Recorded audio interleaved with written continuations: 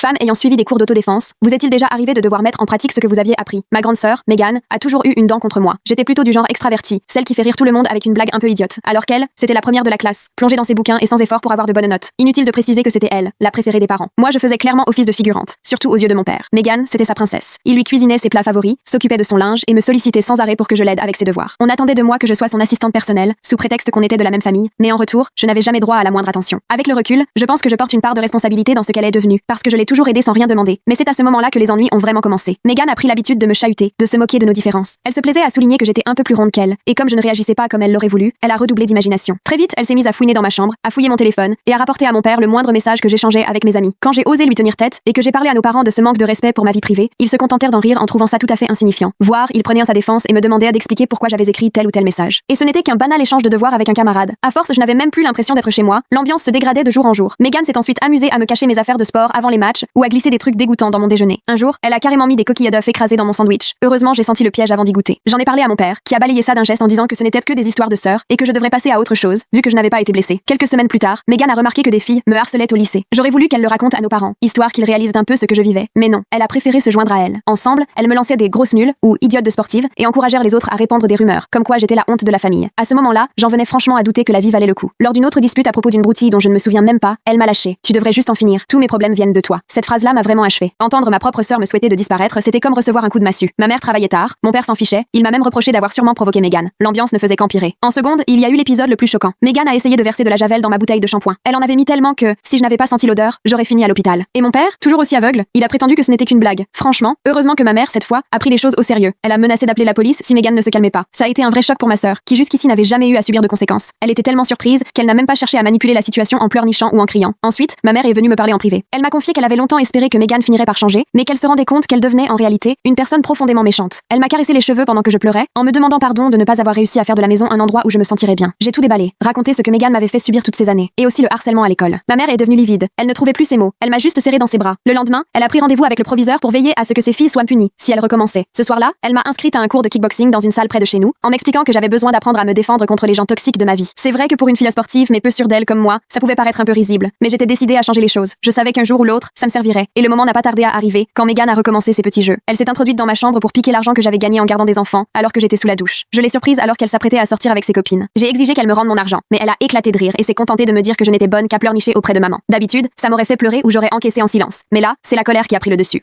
Découvrez l'histoire complète en cliquant sur la vidéo ci-dessous.